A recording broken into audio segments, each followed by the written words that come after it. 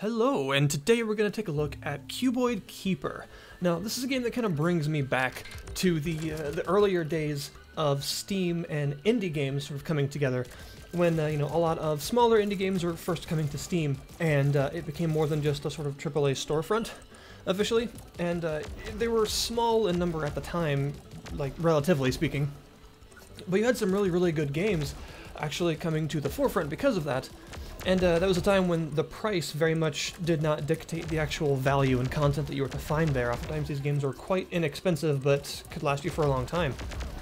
And there were some really good games at that time, like, say, Space Pirates and Zombies was one of them, Aquaria was one of them. Aquaria is a wonderful game.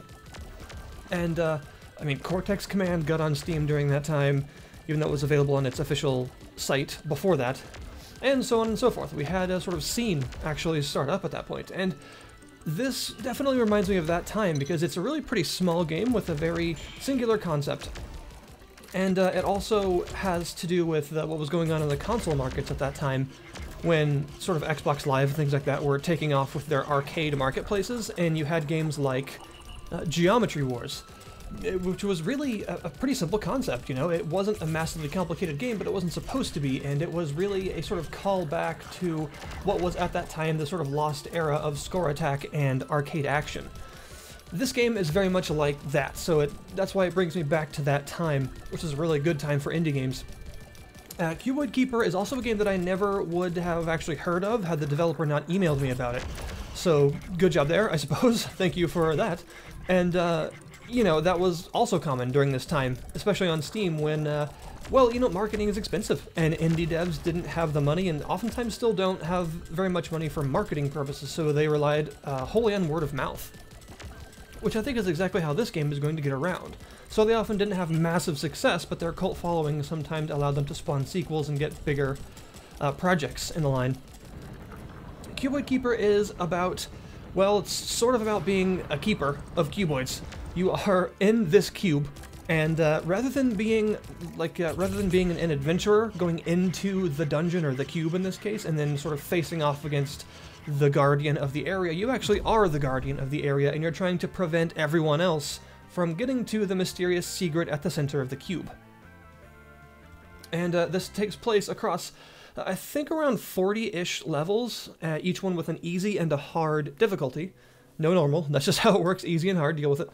And the base gameplay involves lots of shooting, lots of dodging, and some customizing your ship. As you can see here, there are various ship sort of modules, and the customization system is very modular, based on squares, and as you beat a level for the first time on either difficulty, you will unlock the ability to sort of unseal one of those squares and actually allow the playable area of your ship to increase, and thus you can customize it further, which is pretty neat.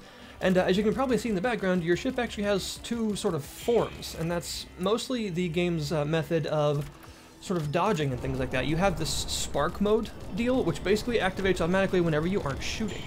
And as soon as you stop shooting, your ship shrinks into this little spark, and your movement speed goes up by quite a bit, and your size obviously decreases significantly. Normally your ship is actually quite large, depending on how you've built it and what shape you've built it in.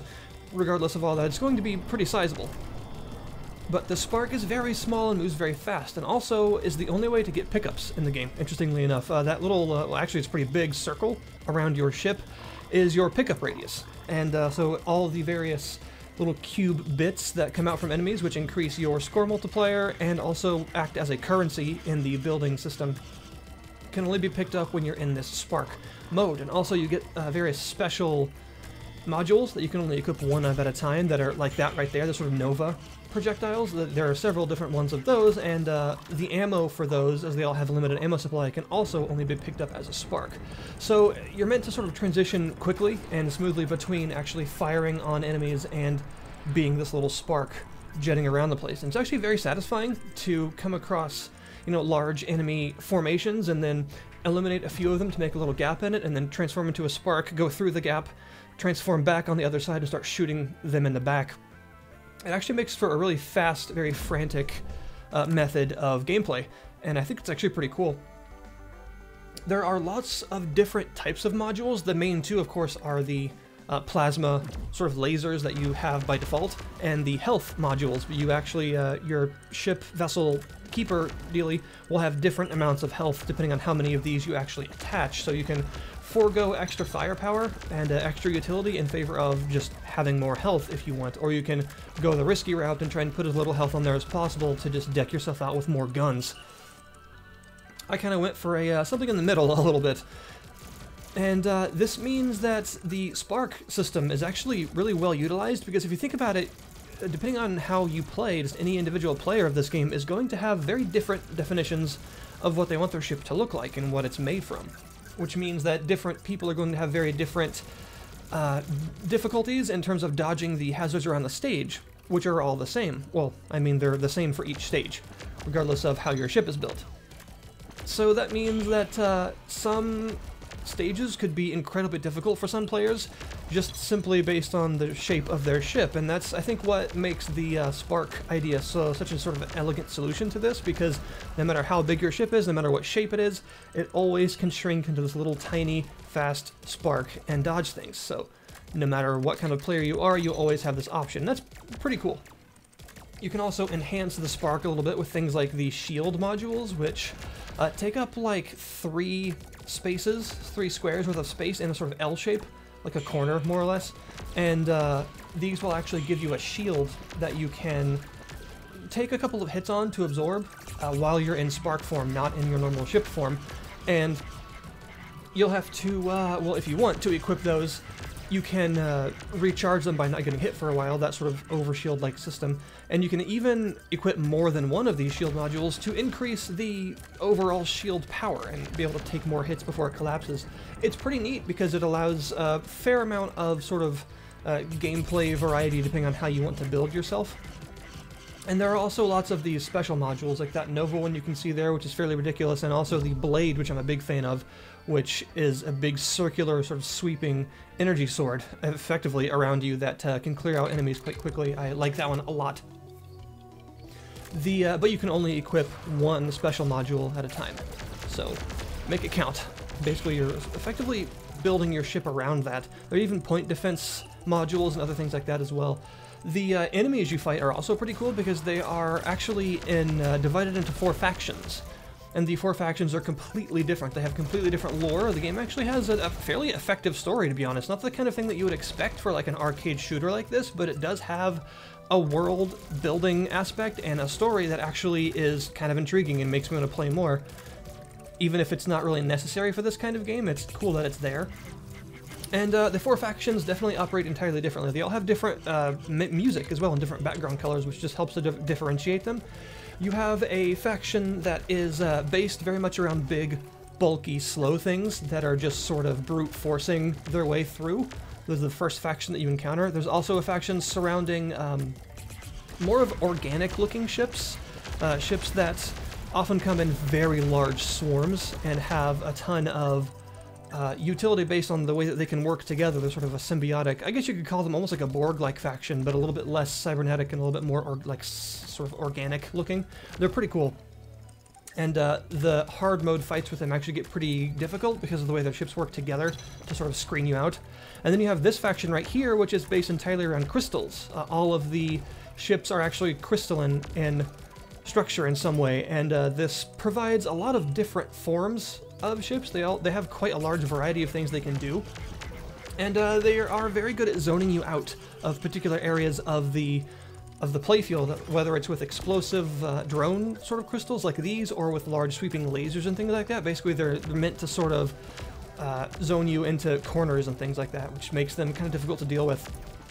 And then the 4th faction is more of a kind of human-ish faction that are more based on just fairly standard ships that have a lot of utility to them, lots of projectiles, and they're pretty fast, but they don't come in like massive swarms, or they don't have big symbiotic relationships. It's just sort of like a human-like faction that actually is quite a bit different from the others because of that. So as you fight through the various levels, each of these factions will provide different gameplay challenges based on what they do and based on how you've decided to build yourself. And of course, at any time, for free, if you want, you can build different forms of your ship just for specific levels, because some levels are actually deliberately constructed in a way that's very different from others. Like, for instance, very, very narrow, long corridors instead of like a big arena. And obviously you want kind of a flat ship with lots of beam weapons and stuff on it that can take advantage of the very linear nature of the map. There will be very tiny, like, circular levels that really make you work for your dodging and make you utilize that spark mode very, very heavily.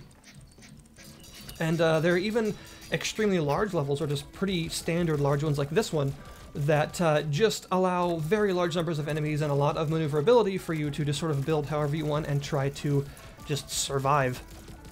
There are also a lot of bosses in the game, a very large number of bosses actually, that are pretty fun, and you often have to fight bosses. There are some bosses that you fight multiple times, but each form is pretty much entirely different in how it actually acts, which is very good. It doesn't feel repetitious that way, and bosses are a good way to unlock new modules.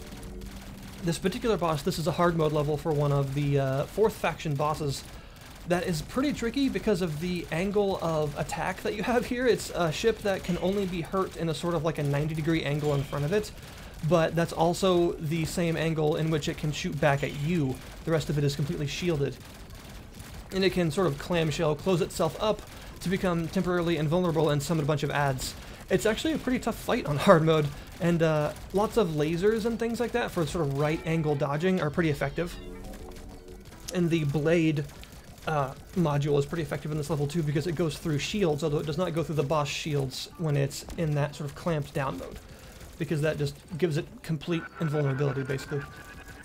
So it's a pretty fully featured game actually. There's a lot to it. There's a lot to explore, you could say, because you are given various lore entries and things in between levels that actually flesh out the different factions in various ways and make the world seem a bit more alive, and I would actually like to see more games based around this sort of world, because it's pretty interesting. The whole thing kind of reminds me of AI War, if that makes sense, in terms of its atmosphere, the way that the factions are explained, and the way that the lore is given, and the way that every faction has very different sort of a very different art style to all of their vessels. It definitely reminds me of AI War in a sense, or other Arcane Games titles, the way that they do things, and that's a compliment, because they're a very strange company that does things in a way that no one else can, and I will always appreciate that, because they're really cool. The game is also not expensive at all. It's a very cheap and cheerful prospect. It only costs $7, and that's not on sale or anything. This is just $7 on Steam. And it even has a demo if you want to play it. Remember those? So you can try it out for yourself and see what you think. Overall, I think it's a really cool little game and a fun prospect from a dev that will hopefully be able to get even more stuff out on the market after maybe seeing a little bit of success with this and a little bit of experience in developing it. And I am always a big supporter of that kind of thing, because like I said earlier, I remember when the indie scene was like this, when it had all of these little proof of concept games and other things like that, and you just found gems by digging through. And if we're gonna, you know, sort of push away the era of like massive amounts of shovelware on Steam by going back to this era, I am completely in favor of that, and I think that showing and supporting little projects like this is a really cool thing to do. So this is Cuboid Keeper. Check it out right now on Steam in the description below this video for $7, and of course, like I said, there's a demo available for you. If you have any questions or if you want to see more, please do let me know, and thank you guys very much for watching. If you like this video, I guess, feel free to subscribe, because that does help me continue to make more, and the like button's there as well as the dislike button if you want to tell me why you didn't like it. But that's it. Thanks again for watching, you guys, and I'll see you next time.